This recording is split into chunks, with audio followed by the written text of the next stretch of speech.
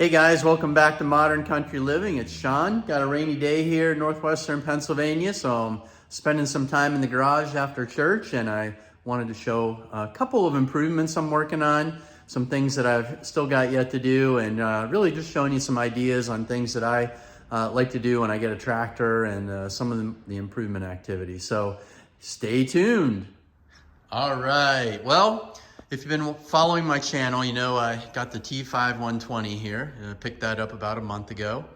And if you were discerning, when you look in my videos, you can see the graphic has a little bit of a tear in it. And on the other side, one of the graphics is actually lifted. So when I purchased this, I brought that up to the dealer, and they just sent me new vinyls for it. So I gotta warm the garage up. It's not real warm in here right now. But work on removing these and replacing them with the new graphic. But that's something that's a warranty item for the New Holland. Not a huge deal, but when you want it right, you want it right. But I'm gonna take a walk here around the back of the tractor. Spent some time over here yesterday working on some things that I like to do. So these, part of the 3-point hitch system here is the adjustable lower arms. And you have these clips here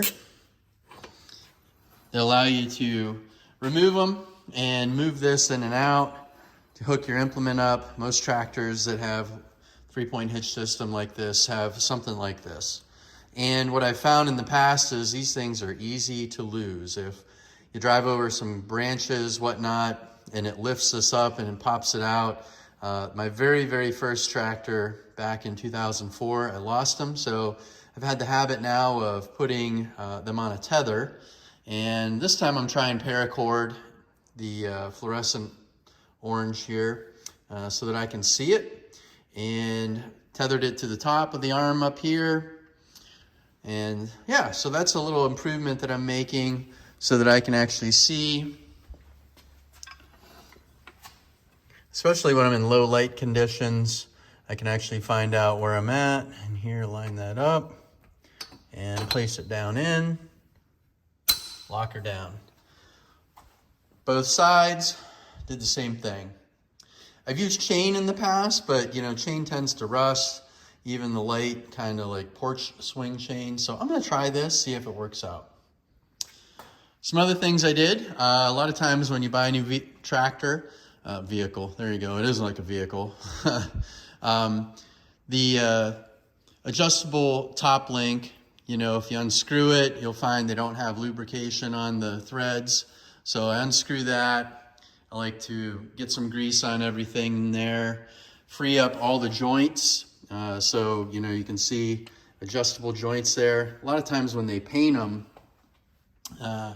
it freezes those so they only have a little bit degree of rotation. So I like to, you know, get them worked around, get some grease on them, just get them so that they're gonna be holding up, lubricated, ready to go in the springtime or whenever I end up hooking up an implement. So do that to as many of the joints as possible. All right, so that's what we do back here, just making sure everything's ready to go.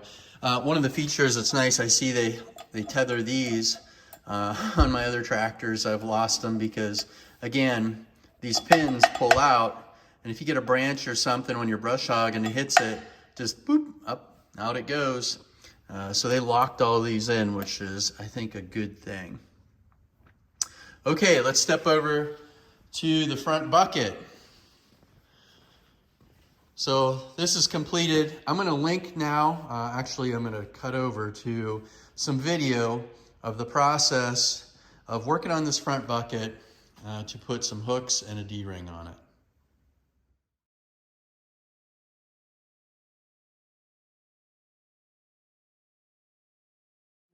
Okay, well, I'm working on welding here, and you kind of see what I got going on with this hook on this side. I got the one on the other side, and I might weld once a year if we're lucky. So, you know, you can critique my weld, I'm sure, but I think I got enough on there that it'll hold. It looks like I'm getting good penetration in both the hook and into the bucket itself. I've never had one rip off when I've when I've done this. And I'm not easy on things, but who knows? As I said, I'm sure the welding folks out there will give me some criticism, and that's okay. That's why I do this. But let's get the hook on next. The D-ring. We'll get the D-ring on next.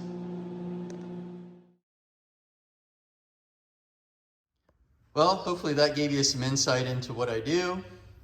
Again, I like to have, hooks on the ends and a nice D-ring in the center. Get everything prepped and ready to go for springtime work. Or, it comes down to we get some significant snow, the bucket will be ready to go. But if I need to lift something, a lot of times if I'm out in the woods and I have the bucket on and I need to move a log, I can just roll the chain through there and lift the log up, whatever I need to do. But now that I have the grapple, I don't expect to have to do that a lot. Okay, back over to the tractor real quick.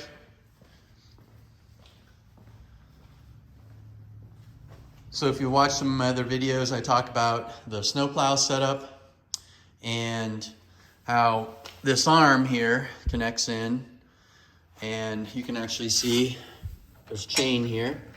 So that's what lifts the plow up when I raise this up by tilting the front loader arm there. One of the things that's a challenge is seeing this arm, right? So knowing when I let it down, I hit the ground with the plow, and then I like to give it a little bit of slack so it can ride up and down and float with the terrain. Can't see the arm real well, so I just trying out this little yard marker, just use some Gorilla Tape and seeing if that's gonna work as I want. It worked well last time I was plowing, so long term I may end up putting a little tube here, mounting this in there so that it's better than some Gorilla Tape, but want to try that out. And then finally, I'm gonna work on this this winter for sure, but when I go to hook up one of my skid steer quick attach plates, right? So this is a standard plate that affixes to the arm of the loader through this right here, and those levers lock it in. You can see kind of the holes down in the bottom.